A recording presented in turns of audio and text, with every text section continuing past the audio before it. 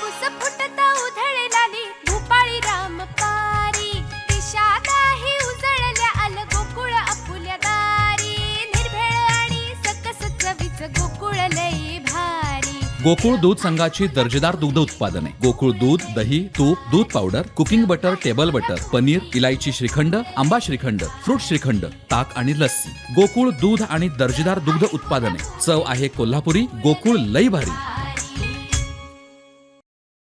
शहरातील स्टॉलधारकांना नगरपंचायतीनं काढलेल्या नोटीसवरून स्टॉलधारक आक्रमक झालेत. भाजपचे जयेंद्र रावराणे यांच्या नेतृत्वाखाली नगरपंचायतीत धाव घेतली. नगराध्यक्षांना निवेदन दिलं, जर स्टॉलधारकांवर कारवाई झाली तर उग्र आंदोलन छेडण्याचा इशारा दिला. वैभववाडी शहरातील स्टॉलधारकांना नगरपंचायतीनं नोटिसा बजावल्यात. शासकीय जागेतील स्टॉल हटवण्याचे आदेश दिले, अन्यथा नगरपंचायत यावर कारवाई करणार असल्याचं कळवलंय. यावरून शहरातील स्टॉलधारक भाजपचे नेते जयेंद्र रावराणे यांच्या नेतृत्वाखाली एकवटले. येथील दत्त मंदिरात बैठक घेतली. त्यानंतर थेट नगरपंचायतीत जाऊन नगराध्यक्षांची भेट घेतली. माणसं आहेत ना, त्या जनावर आहे. आज चप्पल जर गरीबाचं तुटलं, हे काय मोठे शोरूम नाही, माझं चप्पल तुटलं तर मला त्या चर्मकाराकडे जावं लागणार आणि शिवून घ्यावं लागणार. त्याला बसायला जागा पाहिजे की नको, एवढे प्रश्न आहेत. आज त्या मुतारी जवळची जरा प्रशासन म्हणून जाऊन बघा परिस्थिती काय आहे परिस्थिती. 2 वर्ष कोरोनामध्ये हे लोक सगळे भीक मागत होते. त्याच्यानंतर गेल्या वर्षी आमची सत्ता बसताना आम्ही त्यांना मृत्यूवरून दिलं. पाठी लागून या लोकांनी काम केलं. अहो त्याचं पहिला हप्ता तरी जाऊ दे. एवढी बेबलशाही म्हणजे काय पाकिस्तानमधून पण आले का? प्रशासकीय अधिकारी यांना श्री रावराणे यांनी धारेवर धरलं. तसेच कारवाई झाली तर उग्र आंदोलन केलं जाईल असा इशारा देखील दिला. आमचे ही बाजारपेठ निर्मितीच्या अगोदर या ठिकाणी काही स्टॉलधारक, स्थानिक स्टॉलधारक या ठिकाणी आपला व्यवसाय करतात. माननीय पंतप्रधान नरेंद्र मोदीजी यांच्या संकल्पनेतून आलेली जी योजना, मुद्रा योजना, त्या मुद्रा योजनेचं या ठिकाणी सर्व स्टॉलधारकांनी छोट्या मोठ्या धंद्यासाठी कर्ज घेतलेलं आहे. आणि या खोकेवाल्यांचं पुनर्वसन माजी मुख्यमंत्री राणेसाहेबांनी या ठिकाणी तरुणांना रोजगार मिळावा आणि स्थानिक लोकांनी उद्योग करावे या दृष्टिकोनातून खोक्यांचं पुनर्वसन लॉटरी पद्धतीने केलेलं होतं. परंतु बाजारपेठ लहान असल्यामुळे चालू बाजारपेठेतच शासकीय लँडमध्ये रस्त्याची योग्य जागा सोडून हे छोटे छोटे खोके मारून आपले सगळे खोके व्यवसाय करतात.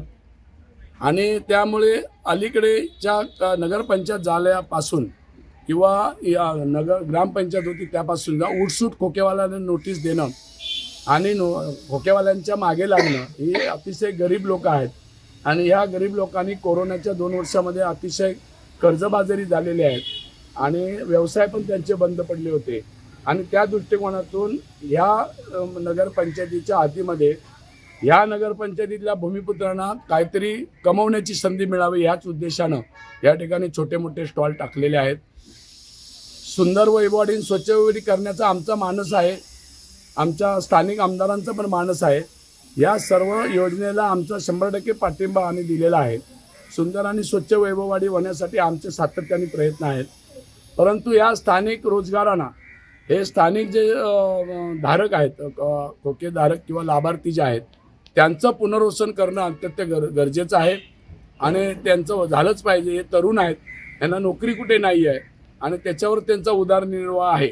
आणि म्हणून आम्ही आज नगरपालिकेच्या शिवोने नोटीस यांना बरेच वेळा दिलेली आहेत आणि यांना JCB लावून पाडण्याची धमकी दिल्यामुळे आज आम्ही या ठिकाणी आलेलो आहोत.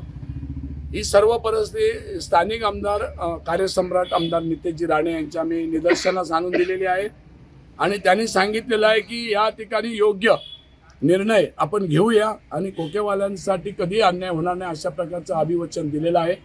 आणि म्हणून तसं निवेदन देण्यासाठी आज शिवोना आणि नगरपंचायती नगराध्यक्ष, उपनगराध्यक्ष, बांधकाम समिती या सर्वांना आज आम्ही आमचं कथन केलेलं आहे.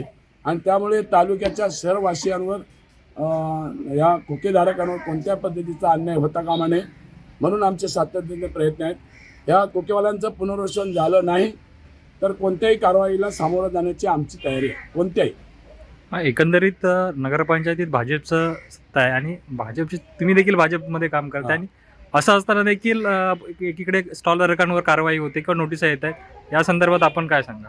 या संदर्भात मी नगराध्यक्ष आणि उपनगराध्यक्षाशी बोललेलो आहे आणि त्यांचं असं म्हणणं आहे की ही संपूर्ण जी कारवाई आहे ती शिवोची आहे, आमच्या कुठल्याही पदाधिकाऱ्यांची ती कारवाई नाही. आणि तिथे आता तुमच्यासमोर ते स्पष्ट झालेलं आहे की शिवोची कारवाई आहे आणि ह्या पालिकेला सभागृह आहे, इथे सत्ता आमची आहे. तर शिवोनी आपल्या मनाने जर कारभार काय केला तर तो आम्ही हाणून पाडल्याशिवाय राहणार नाही. आमचे दिवसभरातले सर्व अपडेट्स, ताज्या घडामोडी आणि थेट लाईव्ह पाहण्यासाठी सबस्क्राईब करा, लाईक करा कोकणचं नंबर 1 महा चॅनल कोकण 7 लाईव्हचं YouTube चॅनल.